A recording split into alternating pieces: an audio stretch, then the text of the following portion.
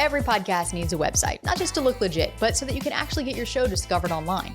The problem is, not all podcast websites are created equally. Where you host it, what you include or don't, it all matters more than you think. So whether you don't have a site yet, or maybe you do, but you're not sure if it's working for you, this episode is going to show you what to include, what to avoid, where to host it, and how to make sure your website helps your podcast get found.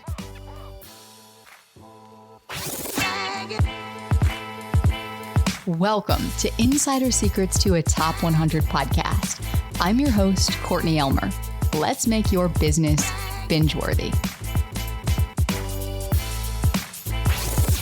Hey Courtney, this is Desiree from You're the Boss, Now What? And I have a question for you. I have my own leadership development website, but I question if it's the right place to have my podcasting page. Mostly because I am a busy entrepreneur and the features that PodPage has seem very enticing. Do you have any thoughts as to whether having a page on my website makes more sense, especially because my ultimate goal is to drive views to my website? Or as a busy entrepreneur, does it make sense to use PodPage and use the features that it has in order to make my life as simple as possible? I really appreciate your thoughts on the topic, and thank you so much for everything that you have taught me so far. I really appreciate this question because in growing a business, nobody talks about the business clutter that we collect along the way. I'm talking about the outdated landing pages and all the dead domain names and stuff we don't use anymore that just kind of collects dust here in the corner, as you grow. So without boring you with the details of the entire internet history of my business, let's just say it was complicated. Every time my brand would evolve, I'd go get a new domain name, and then I'd get another one, and I have to forward the old one to the new one, and it just created such a mess. And then one day, I launched a podcast, and I realized, wait a minute, this podcast needs to live online somewhere. And then it was a question of, oh my gosh, does it need its own domain? Should it have its own domain? Should it have its own website? Should I connect it to my existing website? Does it need its own hosting platform? Should I use a third-party hosting platform? All the questions, all the confusion, I've been there, I've done that, and luckily, I've tested it all for you so that you don't have to. I'm going to break it all down for you right here into two very clear paths forward so that you can choose the right one for you. I'm going to give you the pros and cons of each, and that way you will know walking away from this episode exactly what your next step should be based on where you are in your business and where you are in your podcasting journey.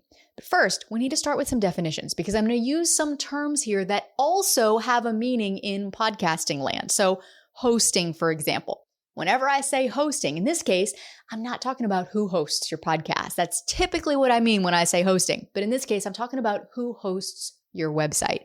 Similar, but different. Okay, so your podcast host hosts your RSS feed. Think Buzzsprout or Libsyn or Blueberry. It's how you access the back end of your podcast.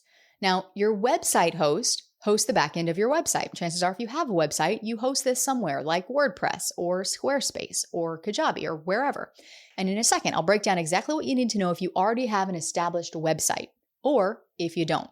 All right, next definition is domain name. So this is going to be the .com address that you own that connects to your website. This is the link that you share out there that points back to your property online, to your domain. It can be .org or .co or .ai or whatever. But when I say domain name, that's what we're talking about here. So think property. Literally, think of your domain like a piece of land that you own on the internet. Now, whether you build a tiny little house on it or a full mansion, that's up to you. But ultimately, the land is yours. And you're going to understand why here as we begin to unpack this. Because when Google comes by crawling the neighborhood, it's going to be able to see who owns what. And if your podcast is tucked away in someone else's backyard, Google's not going to give you the credit. All right, next definition is publishing. Now, usually when I talk about publishing, I'm talking about uploading your audio to your podcast host and hitting publish so that it goes out to Apple and Spotify and all the places that people listen. In this case, though, I'm talking about publishing your episode online on your website where it can potentially be accessed not just on podcast players, but also through internet search. For someone out there who doesn't know about your show yet, but who is searching Bing or Google or Safari or Brave for a topic like yours. Phew. Okay, so now that is out of the way, we can get into the options and we can begin to break this down. And the reason why this gets so confusing for people is because they tend to think about this linearly. I did this in the early days of my podcast. It was literally this thought process. Okay, I launched a podcast. Well, I guess I need a website. So I Google podcast website. Then you see these third-party hosting platforms come up. And you're like, well, I guess I need to get on one of those so that I can host my podcast website. And I guess I need a domain name. So you buy a domain name. And then you're like, but where do I connect the domain? And then it starts to get really confusing. Because when you buy the domain, then suddenly your brain goes, well, wait a minute, now I have two domains. How do I connect them? Should I connect them? Does my podcast need its own domain? And so my goal here is to challenge you not to think linearly about this, but instead to think of your podcast as a part of the overall brand that you're building. It's not its own little thing that exists like over here somewhere in a vacuum. It's a part of your brand as a whole. That's how I want you to approach this website conversation that we're having, because through that lens, it'll automatically help you make decisions that are not just for the good of your podcast, but that are also good for your brand as a whole, with that end game in mind. Unfortunately, I didn't do that. And looking back, oh my gosh, I wish I had. It would have saved me so much time and so much wasted energy. Okay, so the reason that this gets confusing after the domain name part is that number one, your podcast hosting provider often offers a website feature. For example, if you host your podcast on Buzzsprout and you log into the back end of your podcast, you will literally see a tab at the top that says website. Now, a lot of times what people assume here is, well, great, that saves me a step. My podcast has a website. But not so fast, because what they're doing is they're giving you a subdomain. For example, yourpodcast.buzzsprout.com. So using the quote unquote website that comes with your podcast host actually lives on their domain, which means it's not really your website. It lives on their property. So Google is going to crawl the neighborhood and give them the SEO credit, not you. Now look, I'm a huge fan of Buzzsprout. I love everything that Buzzsprout does. But when it comes to hosting your website for your podcast, you want to make sure you're doing that on your own property. Because ultimately, if you are hosting through someone else's property, i.e. a subdomain through your podcast hosting provider, it's going to make it harder for your show to get discovered in search, which kind of defeats the whole purpose. Remember how I said, think of your domain like a property. If you're using a subdomain from your podcast host provider, it's kind of like living in the guest house behind Buzzsprout's mansion. It's not your property. So Google's going to see that and they're going to say, cool, this belongs to Buzzsprout. And they're going to give them the SEO juice, not you. So if you want your podcast to actually show up in search results and to build authority for you over time, you need your own property. You need your own place to send traffic to so that Google sees you as the source, not just a page buried in someone else's site. So in a minute, I'm going to break down where online that you should claim that property. But the TLDR here is if you are utilizing your podcast to grow a brand and you are podcasting seriously and you want this to become an asset for your brand, do not use your podcast hosting provider's quote unquote website option. Okay, so if you're not using that, and you shouldn't, that's going to leave you with two options, either putting your podcast on your website if you already have a website, or putting your podcast on a third-party podcast website provider like PodPage. I love PodPage. I used to use PodPage. In some cases, PodPage might make sense. I'm going to link to them in the show notes because if you decide to go that route, I want you to let Brandon and Dave over there know that I sent you. Plus, I'll make like $4. So that's a simple way you can support the show. But ultimately, I'm only going to recommend that you go with a third-party provider like a PodPage if you meet some very specific criteria. If you don't meet those criteria, you're going to want to put your podcast on your own website, okay? Before we get to what that criteria is, let's first talk about what goes on a podcast website, because this is ultimately going to help you make the decision of where it should live. So if you want Google to take your site seriously and to help surface your podcast in search results, then your podcast needs to be connected to a domain name that you own. Now, it can be a domain you already own, like your business domain or whatever your existing website domain is. You don't have to have a separate domain name for your podcast. The key is simply that you're linking your podcast to property that you own on the internet, i.e. your domain. The next thing that you're going to need to have is a homepage or a landing page for your podcast. Think of this like the about page for your show.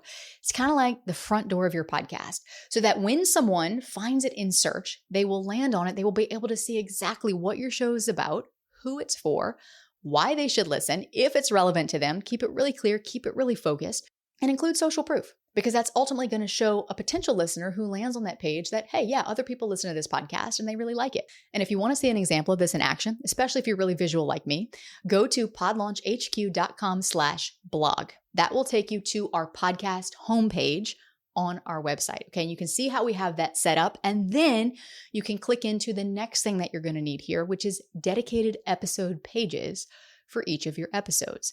So this is going to be a dedicated individual page for each episode where the magic really begins to happen. This is where the SEO juice starts to build.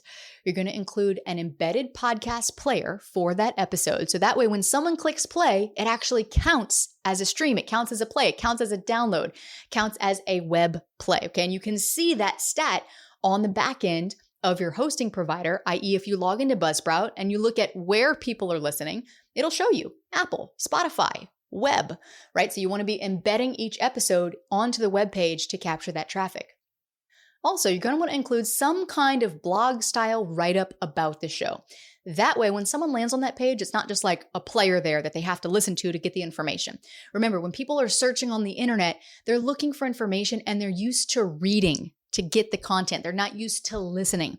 So you want to provide some kind of summary of that episode that best case scenario is optimized for search, which in simple terms just includes the words naturally woven in to the content that people are likely Googling as it relates to the topic of that episode.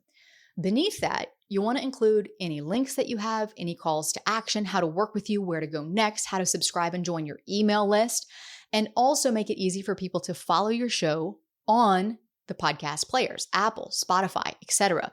So not only do you want to convert them to your email list, but remember, this is web traffic. We also want them to become followers of the show so that you can keep them hooked and keep them listening after they discover you via the web for the first time. Again, if you're going on my website, you can see all of this in action. Literally, podlaunchhq.com/blog. You'll see the podcast homepage. You can click into any episode. You'll see the individual episode page and how that's set up. And literally, this laundry list of stuff that I just gave you is all going to come to life and it's all going to make so much sense. So now that we got all that out of the way, we can talk about where your podcast should actually live on the internet. Should it be connected to your site? Should it have its own hosting provider, i.e. like a PodPage? And I'm going to make it very simple for you. If you already have a website for your business or for your brand, your podcast should live on that site. Now, it can be part of the main domain, like you literally create another page for it. That's what we've done. It is part of our podlaunchhq.com domain. You can also create a subdomain for it. For example, podcast.yourmaindomain.com. To me, that's kind of redundant. You don't really need it.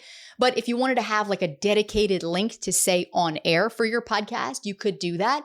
But keep in mind, this subdomain, unlike the subdomain from your podcast hosting provider, this one is connected to your website.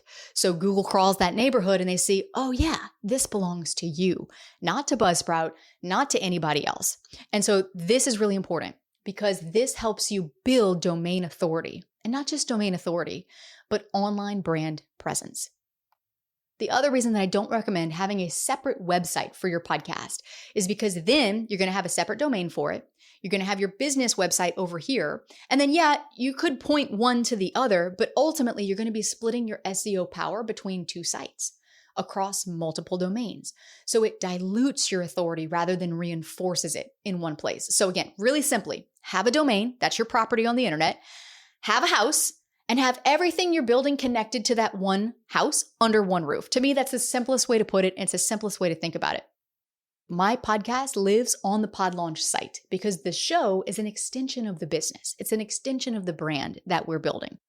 Now, if you did want to have a specific domain for your podcast, or you want to reserve that domain because you want to make sure that nobody else buys that domain, I do recommend buying it for that reason. You don't have to use it.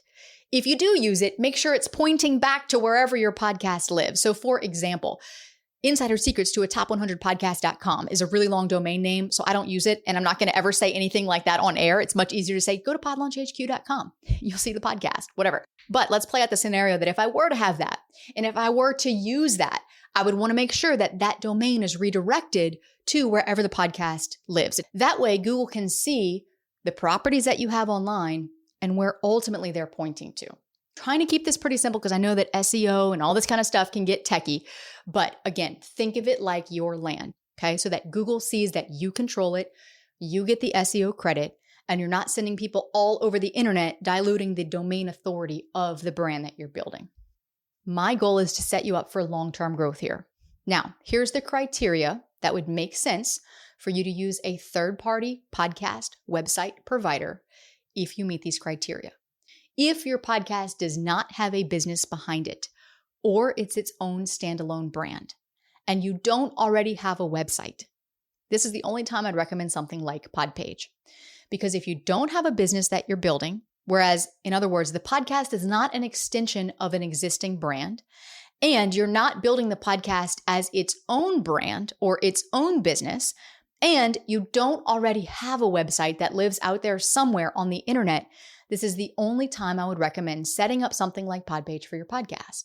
This will allow you to set up a website for your podcast. It's fast, it's simple, it's largely automated, and it'll get the job done without the overwhelm or the expense of having to build something custom. But ultimately, keep in mind that at the end of the day, it's not your property. Now, yes, PodPage will let you use a custom domain, so it looks like you own it, but functionally, you're building equity on someone else's land.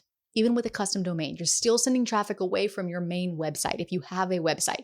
So this is why if you have a website, I don't recommend using a third-party hosting provider for your podcast website. Just build your podcast website out on your existing website.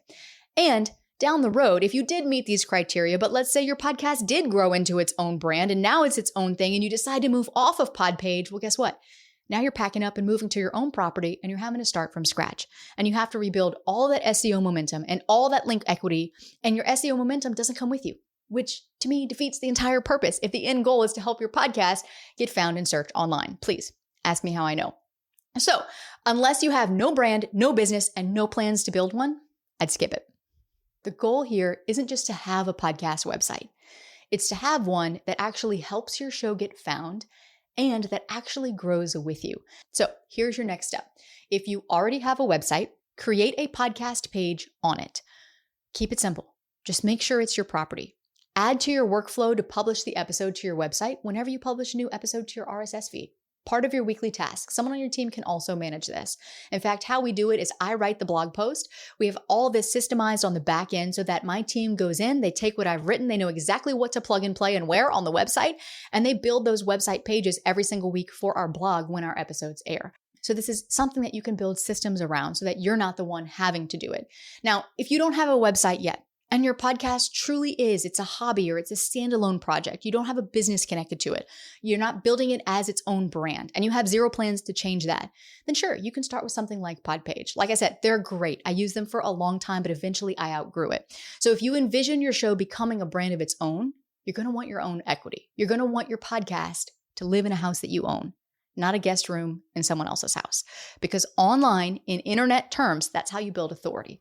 That's how you get found in search. And that's how you make your podcast a powerful extension of your brand, not just a side project over here floating around online in its own vacuum.